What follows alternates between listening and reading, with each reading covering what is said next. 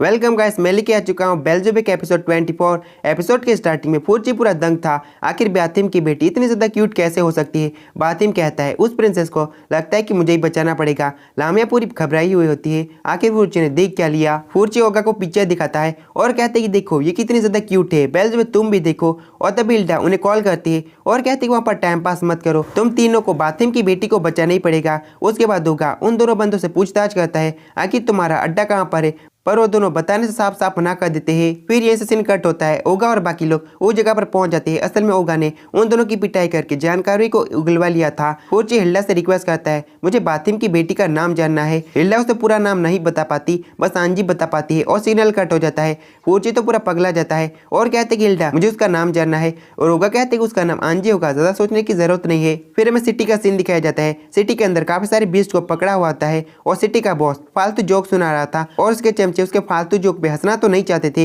लेकिन उसके डर के कारण हंसने लगते हैं। और वहीं पर आंजी भी होती है, तो असल में इसका नाम अंजलिका है। और बॉस उसे कहता है तुम्हें हमारी मदद करनी पड़ेगी। अंजलिका कहते कि तुमने जिन बिस्ट को पकड़ा है उन्हें छोड़ दो। बॉस कहता है अगर तुम मेरी मदद करो तो तुम्हारे जैसे डीमन के पास डायमेंशनल ट्रांसफॉर्मेशन की पावर होती है, इसका मतलब मैं तुम्हारी मदद से कहीं पर भी घुस सकता हूँ और कुछ भी चुरा कर ला सकता हूँ। अंजलिका उससे कहता है तुमने बिल्कुल सही कहा, मेरे हाथों में अगर हथकड़ियाँ नहीं होती तो मैं अभी तक यहाँ से भाग चुकी होती। एक चमचा आता है और बॉस से कहता है गाले और एडा ने एक मैसेज भिजवाया है। असल में गैस ओगा ने जिन बंदों की पिटाई की थी उनके ही नाम गाले और एडा है। वो चमचा बॉस को सारी की सारी बातें बता देता है। बॉस कहते है गार्ड को और भी ज्यादा चौकन्ना कर दो। अंजलिका इसी उम्मीद में थी उसके डैड उसे बचाने के लिए आ जाए, और तभी वहाँ पर फूची उसे बचाने के लिए आता है और फूची को ओगा और लामिया ने उठा के रखा था। अंजलिका कहती क्या तुम फूची हो, और फूची ये वाली बात सुन के काफी ज्यादा खुश हो जाता है। फूची कहता है मैं तुम्हें यहाँ पर बचाने के लिए आया हूँ। अंजलिका कहती है यहाँ से भाग जाओ क्योंकि यहाँ पर एक बहुत बड़ा बीस्ट डीमन आने वाला है, और तभी सारी जगह हिलने लगती है। अंजलिका जिस डीमन बीस्ट की बात कर रही थी वो आ रहा था।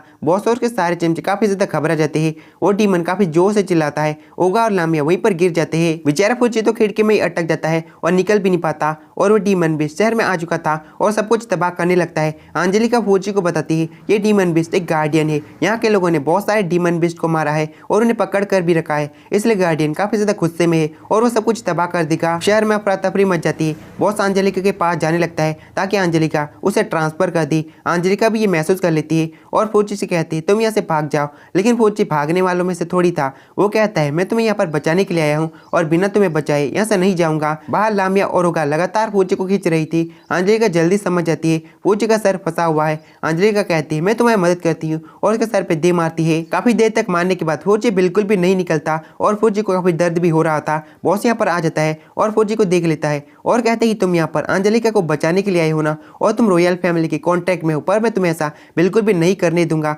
और अपने चमचों से कहता है बाहर जाओ और इन सभी को पकड़ लो। बाहर ओगा और बाकियों को पकड़ लिया जाता है। सिचुएशन काफी ज्यादा बिगड़ चुकी थी। वो गार्डियन बीस्ट भी उनकी तरफ ही बढ़ रहा था, पर इन सभी चीजों से ओगा को काफी मजा आ रहा था और बेल्ज़ेबुब भी काफी एक्साइटेड हो चुका था। एक बंदा ओगा पर अटैक कर देता है, लेकिन अचानक बेल्ज़ेबुब का सर काफी बड़ा होने लगता है और धीरे धीरे बेल्ज़ेबुब का साइज बहुत ज्यादा बढ़ जाता है और वो गार्डियन के साइज जितना हो जाता है। बेल्ज़ेबुब के बड़े से हाथ की वजह से जेल भी टूट जाती है और बेचारा फूची बच जाता है और नीचे उतर आता है। अब बेल्ज़ेबुब और गार्डियन आमने सामने होते हैं। ओगा तो बेल्ज़ेबुब के बालों में लटका होता है, उसके सर के ऊपर चढ़ जाता है। बेल्ज़ेबुब और गार्डियन आपस में फाइट करने लगते हैं। बेल्ज़ेबुब से एक जोरदार किक मारता है। उन दोनों की फाइट की वजह से पूरा शहर तबाह हो रहा था और बेचारा ओगा तो गिरते गिरते बचता है। बेल्ज़ेबुब दोबारा से दौड़ते हुए जाता है और गार्डियन की पिटाई करने लगता है और कुछ ही देर में बेल्ज़ेबुब गार्डियन से जीत जाते हैं। शहर के सारे लोग बहुत ज्यादा खुश हो जाते हैं कि वो लोग गार्डियन से बच गए। बेल्ज़ेबुब लगातार अपने हाथों को हिला रहा था और इसके बारे में कोई भी नहीं समझ पाता। बॉस ने अंजलिका को पकड़ कर रखा था और वहां से जाने वाला था, लेकिन फूची उसके सामने आ जाता है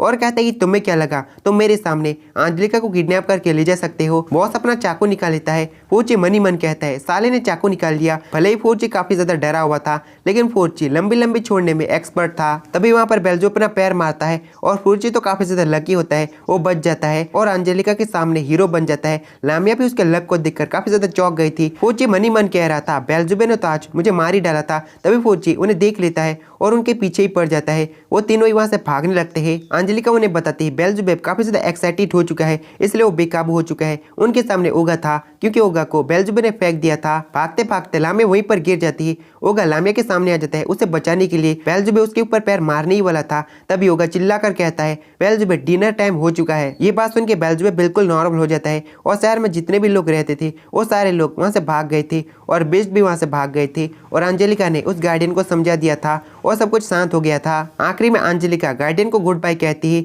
और लामिया काफी ज्यादा रो रही थी। ओगा कहता है कि छोटी बच्चियों की तरह रोना बंद करो, हमारे जान से क्या तुम इतनी ज्यादा दुखी हो। लामिया उसको किक मारती है और कहते हैं कि तुम्हारे जाने से मुझे बिल्कुल भी फर्क नहीं पड़ता, बेल्ज़ेबुब जा रहा है इसलिए मैं काफी ज्यादा दुखी हूँ। तभी लामिया को याद आता है ओगा ने उसे बचाया था और लामिया कहते हैं तुमने मुझे बचाया इसलिए तुम्हारा शुक्रिया और बेल्ज़ेबुब का ख्याल रखना, अगर ये दोबारा बीमार हुआ तो फिर मैं तुम्हें माफ नहीं करूंगी। फूजी तो अपने में काफी ज्यादा खुश होता है क्योंकि फूजी को मौका मिलेगा अंजलिका के अंदर जाने का और अंजलिका खुद उसे ट्रांसफर करेगी। ये सब कुछ सोचकर फूजी काफी शर्माने लगता है। तभी फूजी की उम्मीदों पे पानी फेरने के लिए वहाँ पर बातिम आ जाता है जो बिल्कुल ठीक था।